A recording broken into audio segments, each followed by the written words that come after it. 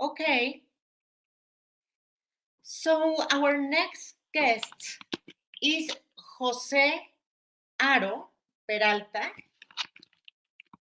and he will talk to us about APIs with bounded context, modeling APIs with domain-driven design.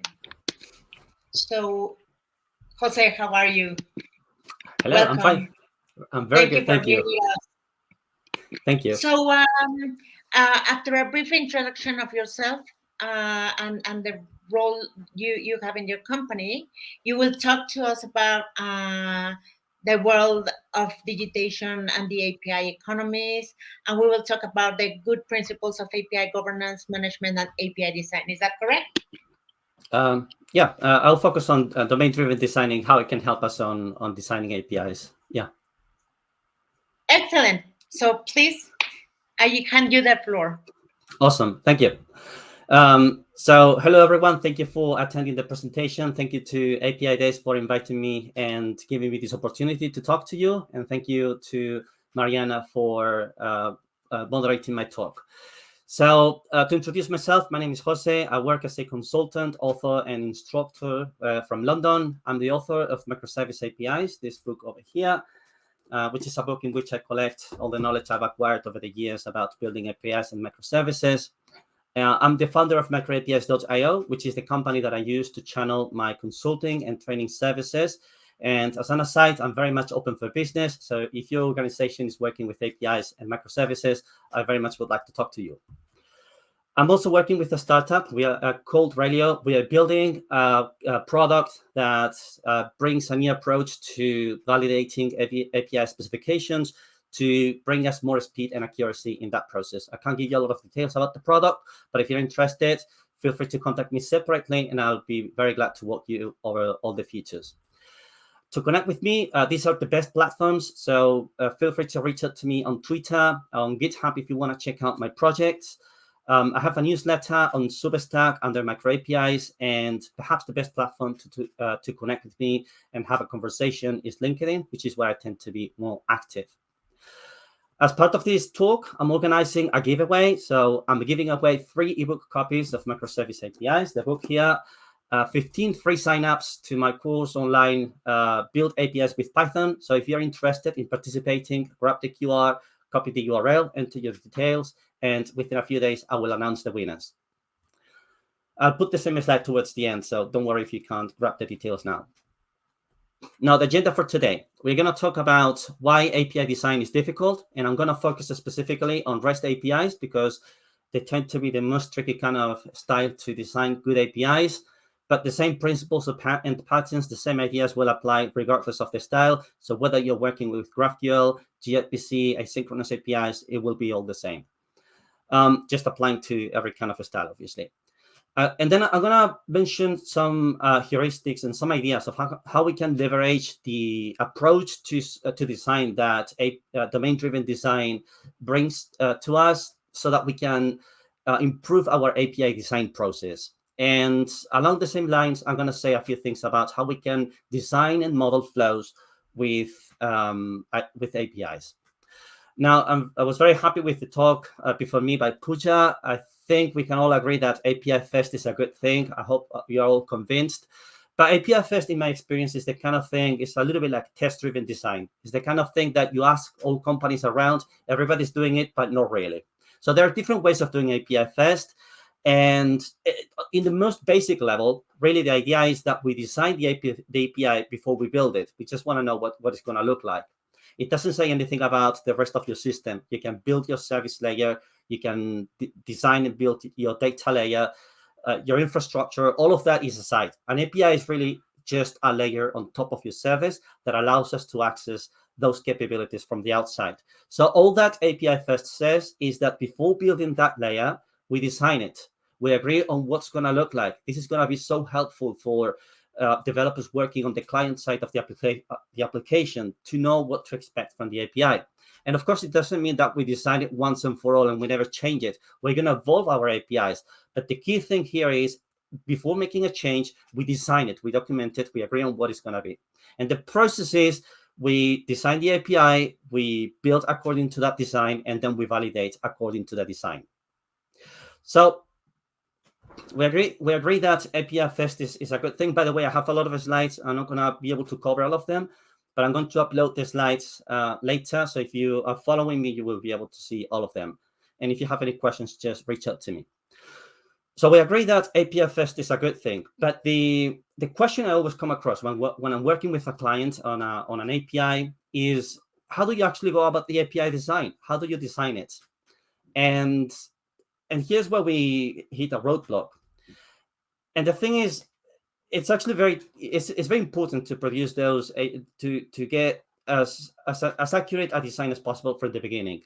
The reason is changing an API is not as easy as changing something in our software. So an example here on the right, if we change the signature of a function or a method, it's fairly easy. We just look elsewhere in the code base what we are using that function or method, and we just change the code. But an API has consumers, has clients, potentially consumers outside of the organization. It's very difficult to coordinate those changes. And of course, we're never going to get the design right at first.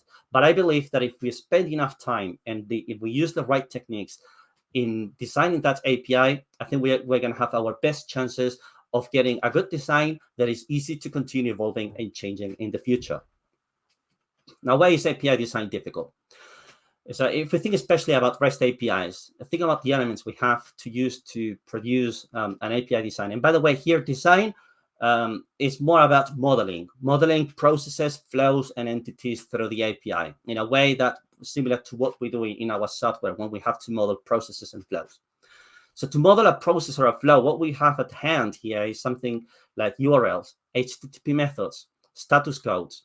And we have to figure out how we put all of these things together to represent a process or a flow. And it's not easy. It's not straightforward. So a lot of the time when we are designing these APIs, what we end up talking about is an endpoint here, a status code there, a payload over there. And so we get carried away by the implementation details.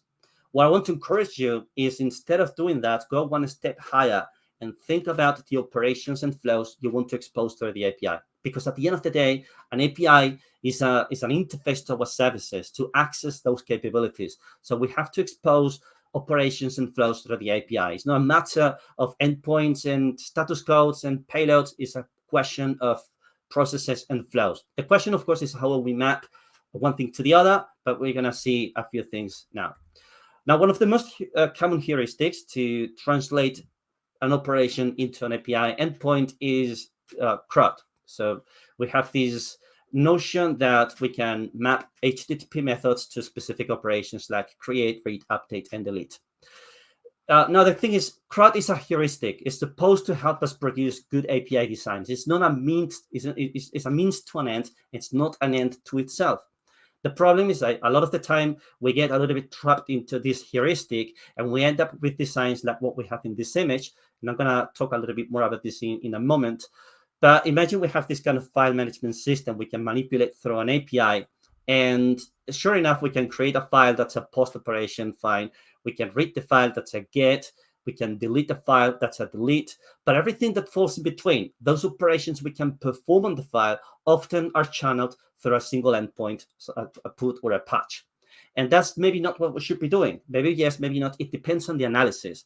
But if we don't do that analysis and we end up accumulating too many operations under a single endpoint, this is what I call a saturated endpoint. An endpoint that implements too many different operations under the same scope. And that's a nightmare for maintainability. This is what I call a crude API instead of a CRUD API. So the heuristic became an end to itself. So this is the situation we want to avoid. And I think domain-driven design can help us avoid it. Now, to get us all on the same page, I don't know if you're familiar with domain-driven design, but if you're not, kind of 60 seconds introduction to it. And don't quote me on this because you can't really summarize DDD in 60 seconds, but just to get us on the same page, the point of domain-driven design is to align the software development team with the stakeholders, with the business. So it's a method that will bring us a common language. We call it a ubiquitous language, a language in which every word has a specific meaning. So when we are talking about processes and flows, we are on the same page. We know what it means. And we apply this concept of strategic design. So we look at the core area of the business. So if it is, that's the core activity that the business performs to drive value. If it is an e-commerce application, that is offering relevant products to the user and dispatching those products to the user. If it is a dating website, that is matching potential partners.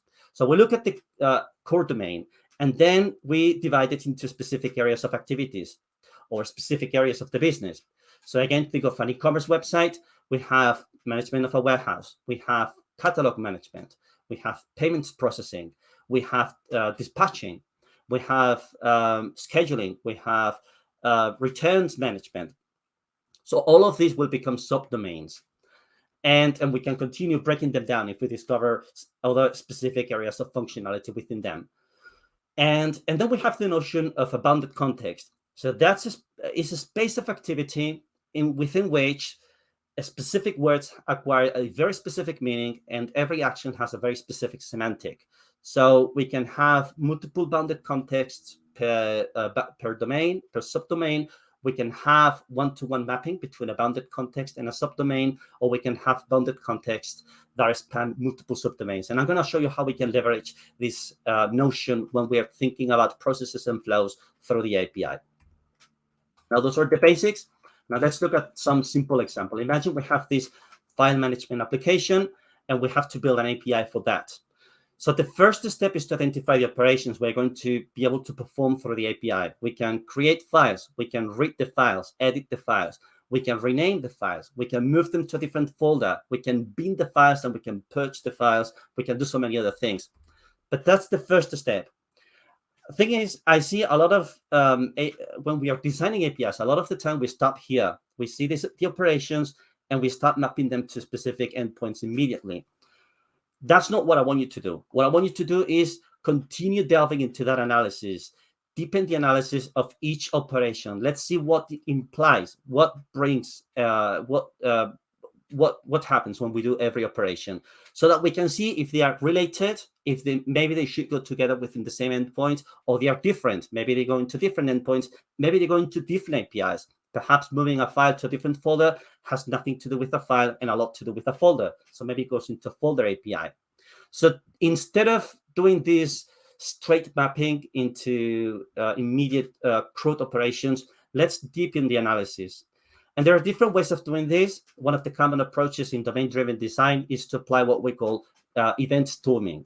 So the basic idea is we sit together with the business. We talk about the processes and flows that happen within the system, within the organization. The proper flow has a color scheme for stickers. So in orange, we have domain events. In blue, we have commands, actors or agents going yellow. You can do the proper approach like this, or you can do it more basic. Really, the fundamental idea here is we are talking to the business. And this is what I want to highlight. When we are designing, modeling those APIs, we are constantly talking to the business to understand the implications of every operation, to understand all the flows that go through the API. And so we do this analysis, and maybe we find that changing a file name is just updating a record in the database. Simple enough. That's maybe a classic put or patch request. But then we do this analysis about moving a file to a new folder, and maybe we discover that we have to update the database, and we have to notify different users who are using the file. Or maybe we also have to update the file configuration in storage. So we are clearly identifying a different operation, and we have to draw the boundaries here. Doesn't make any sense to channel both operations through the same gateway in the API. They're clearly going to go in different endpoints or different operations through the API. Then when we analyze what happens when we move the file to the bin, we do a lot of what we did before, but we also have to notify some of the services that need to do some processing when that happens. These are simple examples, but when you have complex APIs that do a lot more than that, like processing a client request, processing a claim, processing a payment, in these cases, we're going to have a lot of business logic that goes behind those processes. And we have to be very careful analyzing what happens when we do every operation so that we can put them in the right place. And so we do this analysis, and we come up with this proposal in principle, right? We have a collections endpoint where we can create files. We can get a list of files. We are able to update metadata about the file using the singleton resource endpoint. we are able to move files to different folders using a specific endpoint, and maybe we do further analysis, and that ends up in the folder API perhaps later. And we can bin the file, and that's a different operation also. And as we keep analyzing the business requirements, we may discover new functionality, or maybe we may discover that there are simple operations that are maybe similar to updating metadata for the file. So maybe those go together within an existing endpoint. What we don't want to do is saturate the endpoint with unrelated functionality. So that's the first step. We do this analysis to build what we might call service level API. And that's what the distinction you see here. So we have APIs that allow us to access functionality from a specific service. But then we have also a concept of, we can have, maybe we don't always have it, but in a lot of cases, it makes a lot of sense to have a user-facing API, which is different from what we have in the backend. And so imagine an e-commerce application, and we have these backend APIs. This could be microservices, it could be a monolith, it doesn't matter. This could be a monolith with clearly differentiated boundaries between domains. The important concept here is we don't cross those boundaries. That's a very important concept. So for all intents and purposes, we have different endpoints for different pieces of functionality. Now, obviously, we don't want to expose that complexity to the user. So normally we will have something like an API gateway, some sort of middleware, perhaps a service aggregator that hides that complexity of accessing every service individually. And what we do for the user API, the user-facing API, is we apply some domain-driven design here again. And we think about the user journeys through the system. We think about the flows. And we think about every journey to accomplish a goal through the website. If it is an e-commerce website, a goal is to get the user through the catalog, add items to the cart, proceed to checkout, get the product, and maybe arrange a return if it's necessary. A flow could be subscribed to a service we have, or maybe look for movies and watch a movie. These are different flows. And so we can build a bounded context around those flows. It's very important and very useful because it allows us to isolate those flows and the functionality that goes into them from other flows. And so they will become sort of user-facing independent APIs. And so this allows us to avoid pollution, sharing objects that are from unrelated domains, or sharing endpoints that come from an unrelated domain as well.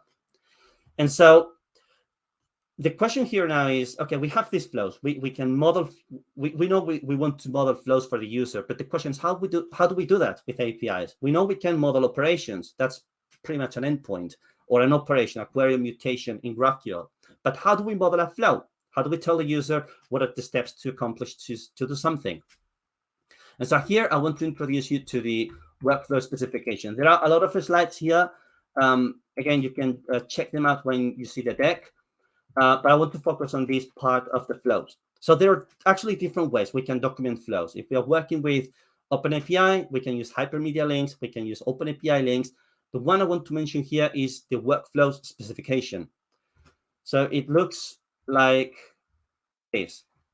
So workflows is an emerging standard under the OpenAPI initiative. A lot of effort is being driven by Frank Kilcummins, and it's a way of allowing us to model the user journey through our system. So if you think, for example, existing APIs like GitHub API is huge. It has a lot of operations. Of course it does, right? We can do a lot of things with GitHub.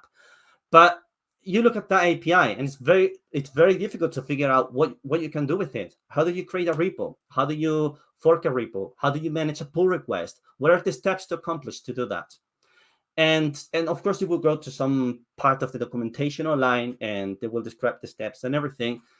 But it would be so much better if we have a formal standard to describe those flows. And the workflows specification is designed for that.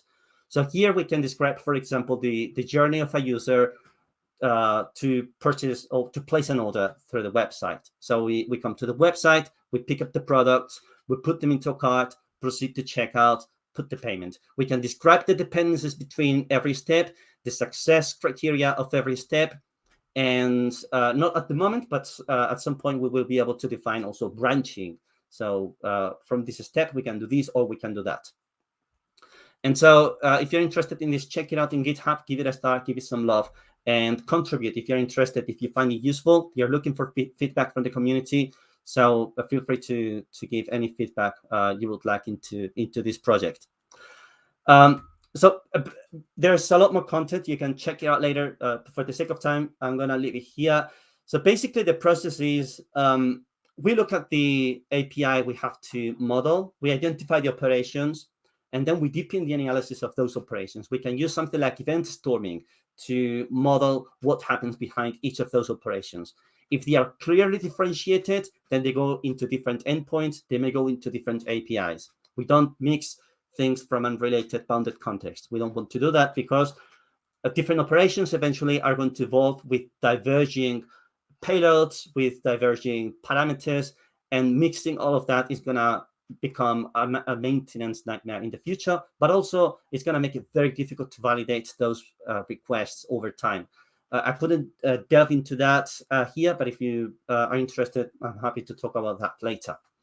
So that's the first step. Second step, let's see if we need a user-facing API. Let's model the flows of the user through the system. Let's look at the user journeys. We build a bounded context around that. We have a system behind it, an API gateway, an aggregator service that forwards those requests to the backend services, so the user doesn't have to see that complexity. And that also allows us to evolve the APIs more easily. If we have to make some changes to the user-facing API, the service in the middle can make some transformations to forward them to the backend services. And we keep things isolated, all right? So different flows going to different places, different operations going to different places. So that's all I wanted to say about modeling processes and flows with APIs. I hope you found this interesting. And if you have any questions or comments, I'll be very happy to address them now. I'm going to go to the final slide like I promised. So if you want to participate in this competition, grab the QR or the URL and put your details, and I'll announce the winners in a few days. Thank you for listening. And any questions or comments, I'll be happy to address now. Excellent. Thank you so much, Jose. That was quite interesting. I only have one question. How does this make APIs more maintainable? Sure. So it actually is a big win for API developers. One of the challenges I often encounter among clients is a lot of the time we are driving APIs. First of all, not usually from a design point of view. So we are building these APIs and we are talking, like I said, right, an endpoint here, an endpoint there. But there is also often not enough analysis about what happens with every operation. So we put a lot of them under the same endpoint, what I was calling a saturated endpoint. And what happens in this case is, in some cases, I saw an API that was exposing maybe 10 different operations under the same endpoint.